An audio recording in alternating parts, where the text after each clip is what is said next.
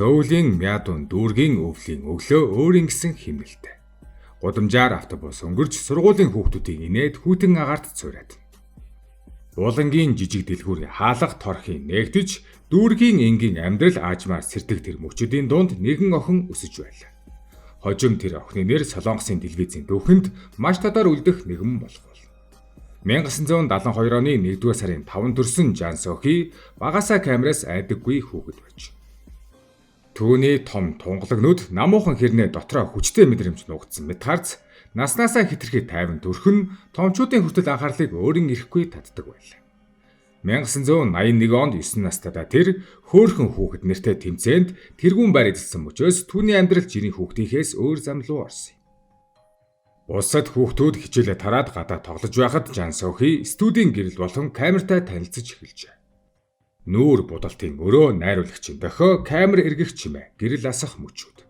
Энэ бүхэн түүний хүүхэд насны хамгийн танил орчин болсон юм. Тэр брэндүүдийн олон сурч ажиллагаанд тоглож хүүхдийн нэвтрүүлэгт оролцсон Солонгос даяар танигдсан өхөөдөн бяцхан нүүр царай болов. Гэвч хүүхэд насны алдар нэр насан турш хүртлээ удаан орших нь ховор зүйл, жинхэнэ сорил түүнийг том болоход нь хүлээж байлаа.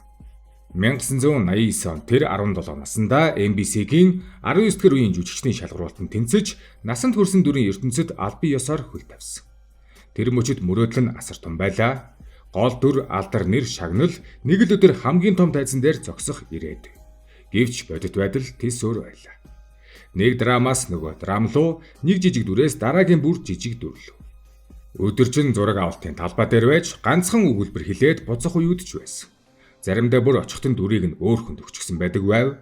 Мэдэгдэлгүй, тайлбаргүй, зүгээр л түүнийг орлох өөр хүн. Хүнийг маш их шархлуулдаг зүйл нь бүтлгүүдэл биш, харин өөрийгөө хэрэггүй мэт мэдрэх тэр мөч байдаг. Жан Сохи энэ мэдрэмжтэй олон жил хамт амьдарчээ.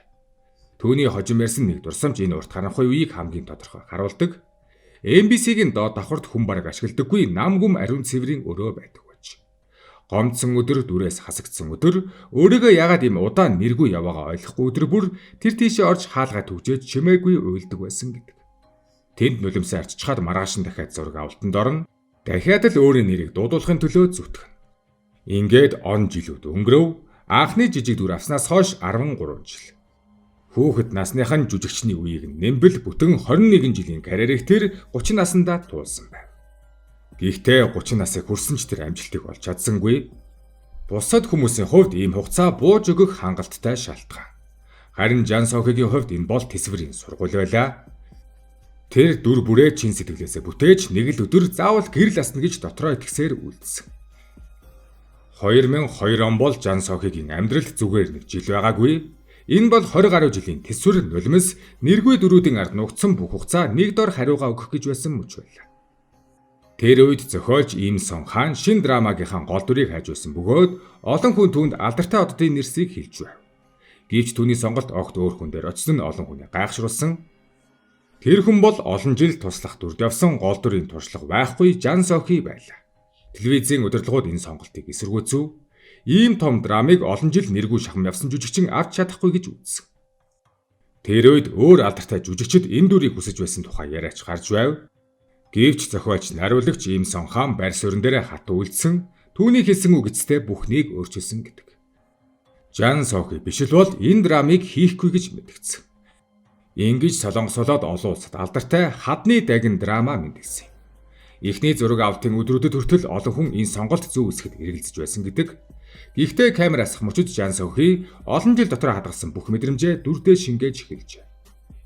Кинон дээр ээжийнхэн амьдралаас үүдсэн шарах дотроо буцалсан ус онзон гаднаа тайван атлаа нүдэнд нь дөрүлзэх өвдөлт. Хадны дагин киноны Арион гэх уг дүр яг түүний төлөө олон жил хүлээсэн мэт байлаа. Драма цацагдж эхэлмэгц үзэгчид түүний харцанд татагдсан.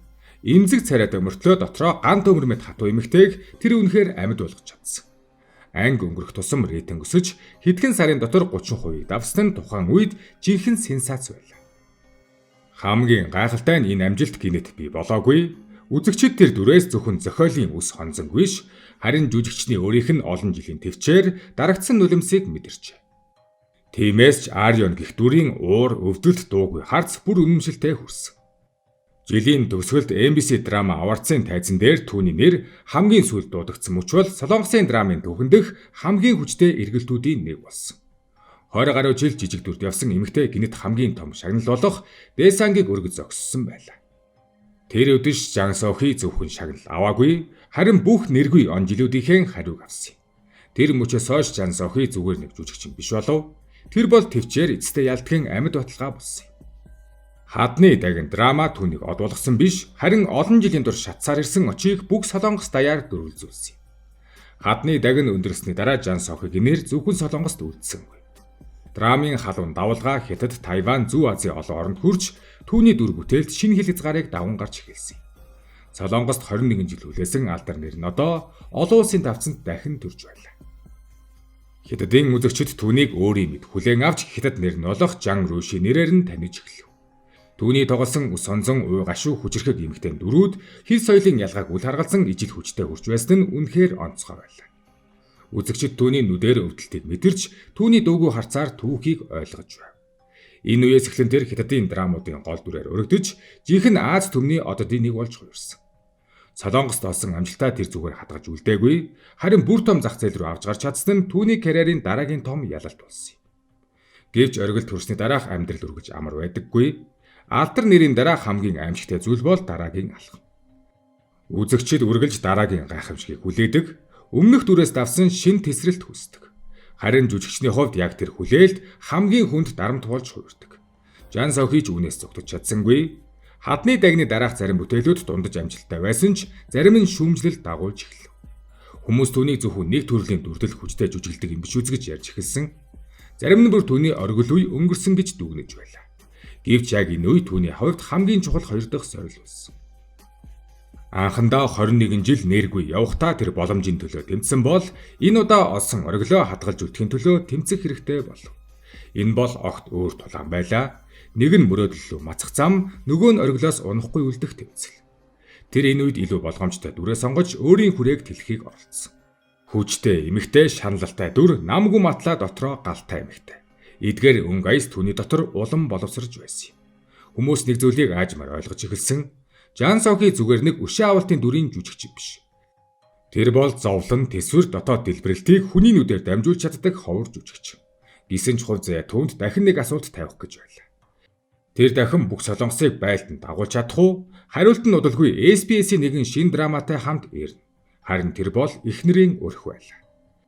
Хүн нэг удаа оргилд хүрч болно, харин хоёр дахь удаага бүхэл бүтэн улсыг байлдан дагуулна гэдэг амар тохиолддог зүйл биш.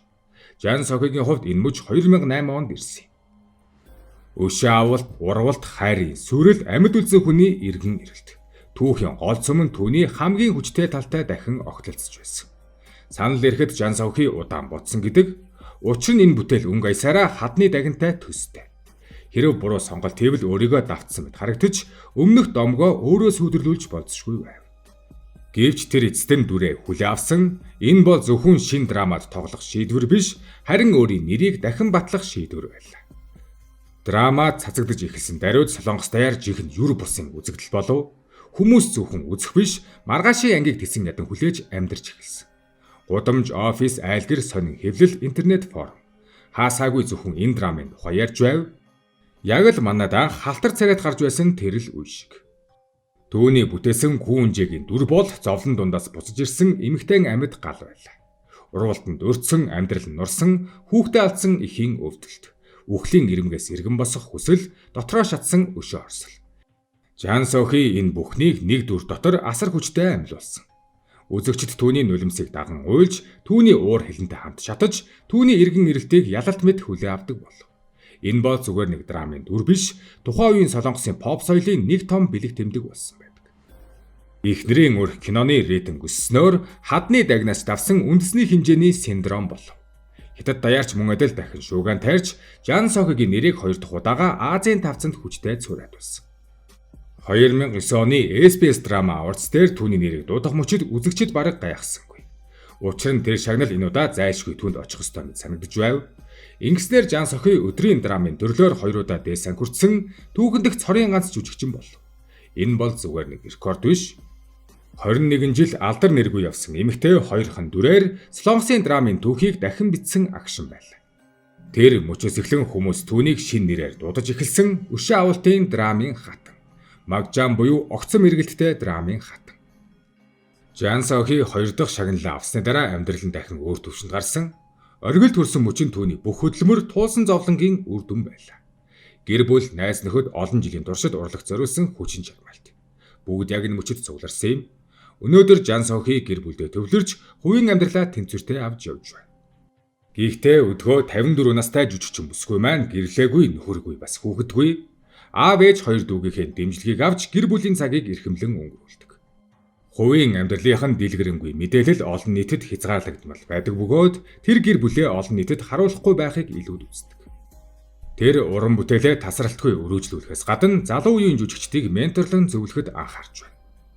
Жан Сохи кино болон телевизийн драмын талбарт идэвхтэй ажилласан асар их туршлагатай. Тэр нийт 11 бүрэн хэмжээний кинонд дүр бүтээсэн, түүнчлэн 29 телевизийн драмад гол болон туслах дүрээр тоглоод байна. Жан Сохигийн амьдрал бол зүгээр нэг жүжигчний карьерийн түүх биш, энэ бол тэмцэж, туулж дахин босож чадсан хүний амьдралын түүх. Өнөөдөр ч Жан Сохи шин дүр бүтээх, урлагийнхан оргилд алхах хүсэлтэй хэвээр. Тэр бол зовлонг туулж, оргил төрж чадсан эмэгтэй амьд нотлохоо.